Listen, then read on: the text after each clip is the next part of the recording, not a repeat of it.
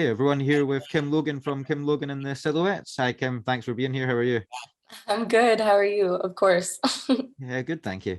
Um, yeah, first of all, if you can just tell us a little bit of a background to yourself and to Kim Logan and the Silhouettes. Yeah, I am obviously American and I grew up in Florida.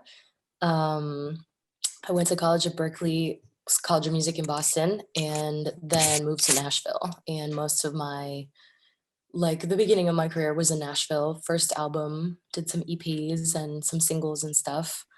And I toured a lot in America to like 40, it was like 40 or 42 states. Over like 4 years. Since Nashville's so central, you're able to pretty much go everywhere. So after my first album and a few years of seeing the States, I kind of realized I wanted to see Europe too, and that I would maybe rather tour in rural Europe than rural America.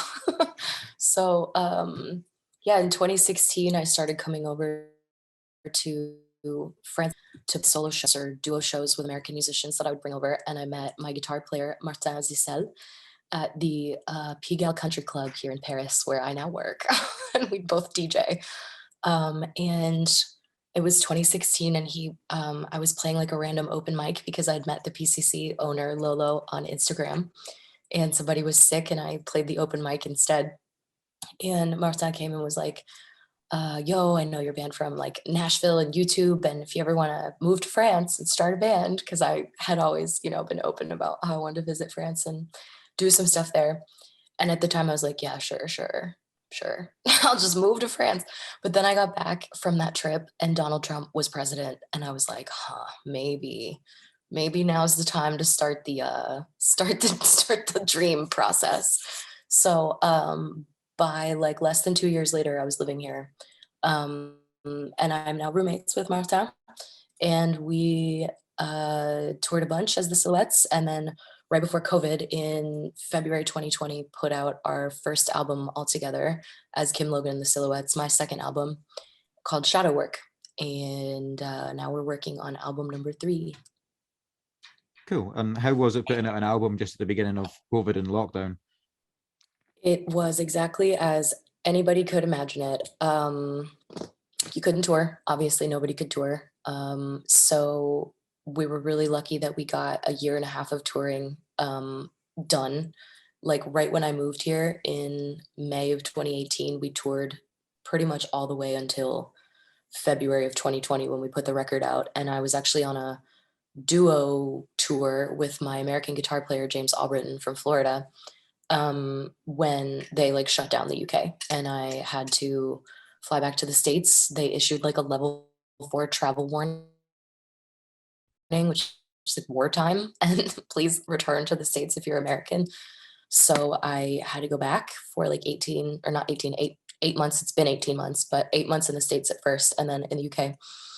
So I was apart from the Silhouettes, which sucked for like almost a year.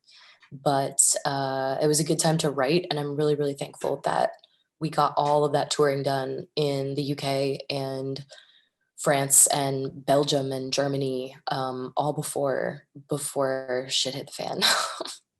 And did you notice a difference in your songwriting when you were in isolation and when COVID was happening?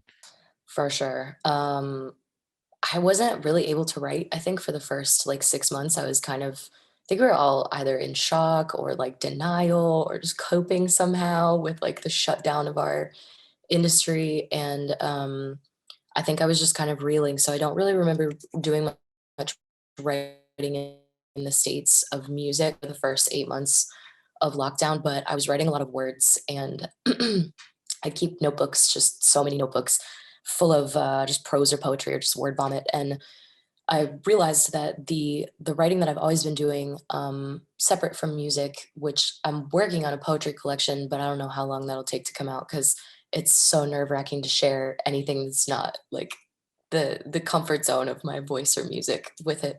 But I started to realize that my writing was a lot more about spirituality and mysticism and the occult and the things I'm studying and passionate about in those worlds, but also of like politics and sociopolitics and history and where we're at right now. And kind of like this weird, trippy, embracing my American perspective and understanding my expat perspective and trying to like reconcile those things in a major world crisis.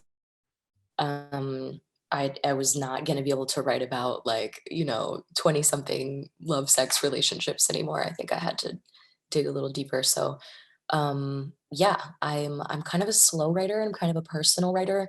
But it pushed me to be more universal and speak more about what I've been feeling with the collective and on this massive scale that we're dealing with. So it was cool to have that time to gather all that material, and then I finally made it back to France in spring of this year to start demoing album 3. So we're like a third of the way through the demos. And are you the main songwriter for the Silhouettes?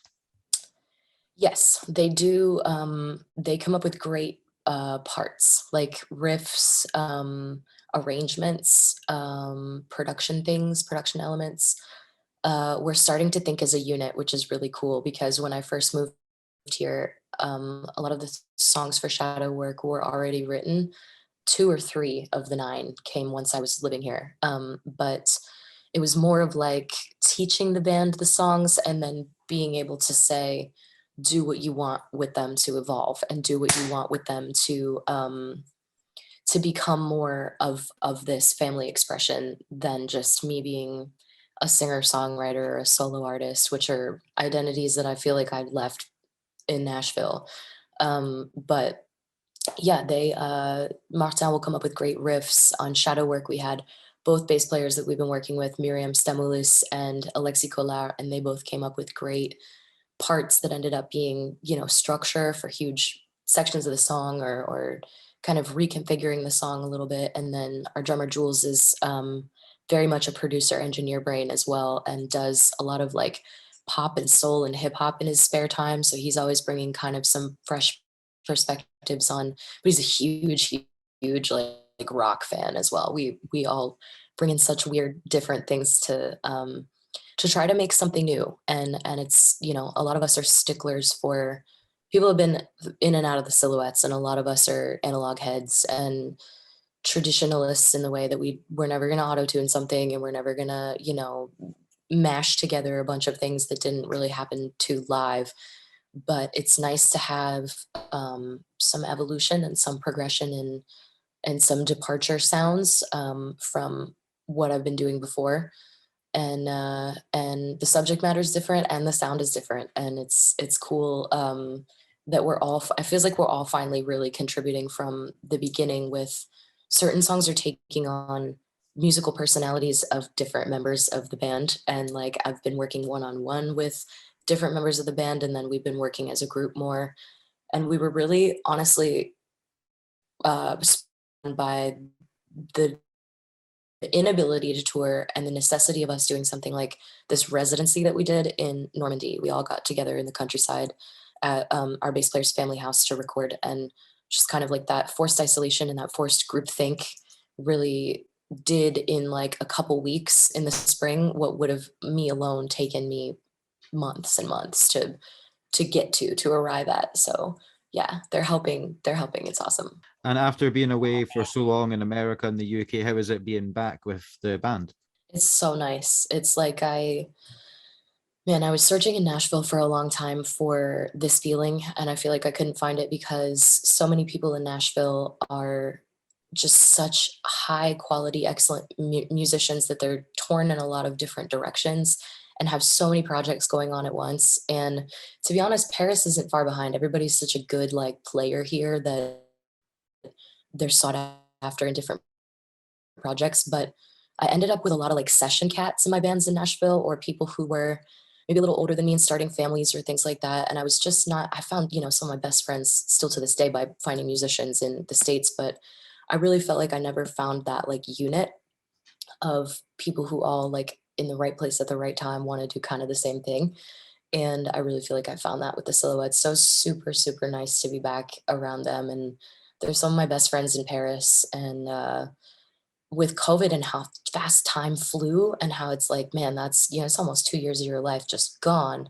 Now, most of the Silhouettes and I have known each other for like 3 to 5 years, and it doesn't even seem like that long. So there's new levels to our understanding of each other and each other's creativity that happen all the time. It's really cool. Have you played any live shows since it then reopened? Yeah, absolutely. My first live show back was actually in May in the UK. It was a festival in Oxfordshire that was just like a solo show, and that was like my little tentative reopening into stuff.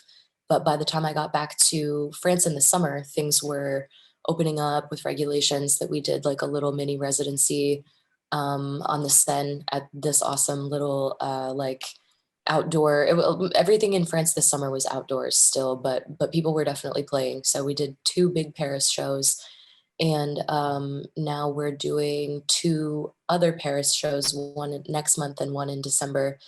Another little mini residency at this place in Paris called Nopi, Nord de Pigalle, like North Pigalle, and it's really where the rock scene is in Paris. It's super cool. So November 13th and December 11th, we'll be doing Nopi in Paris, and we're coming to see you. We're coming to London for the first time in like 2 years as a full band. That'll be awesome. I'm looking forward to that one. That'll be really good. We're stoked. Yeah, the Victoria on the 20th of November for Finally. everyone who's watching, and that'll be great. So yeah, that's looking forward to that. So, but what about for what's your plans sort of going forward for 2022 then? We actually just signed with for the first time ever a management team, and we're super excited about that. They're based between Paris and Toronto and have a lot of people in New York and LA. So I do see North America finally coming back in a way. I was supposed to bring the Silhouettes over to America in 2020 to tour like an East Coast or like down to the South tour, but we'll have to think about maybe doing that in 2022. But really, we're hoping to have the album done by spring, so that the rest of the year can just be on the road. Europe, anywhere we can go, anywhere. We all missed it. We didn't even realize how much we missed it. Thank you very much, Kim, for talking to me today. It's been great. Thank you so much.